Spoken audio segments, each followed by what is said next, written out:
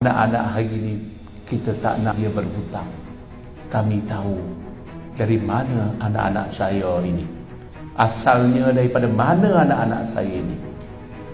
Daripada kampung, daripada felda, daripada estate. Anak-anak yang saya rasa perlu diberi perhatian yang serius. Kerana itu kita siapkan. Pinjaman tak ada lagi dalam fikiran kami. Cari duit, pengarah yayasan cari duit. Memang kami susah ketika kami ambil alih. 1.5 juta dia ada duit dalam bank. Hari ini kami belanja banyak ini pun kami masih ada lagi duit 28 juta.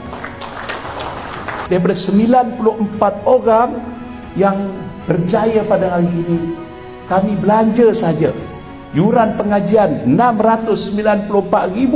RM694,654 tak perlu bayar. Tak masuk bagi RM1. Kenapa?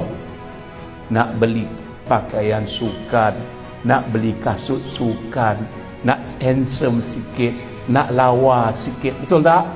Kami bagi RM1,000. Asrama percuma. Habis berapa semua untuk 94 orang ni? 2.142 juta. Duit daripada mana?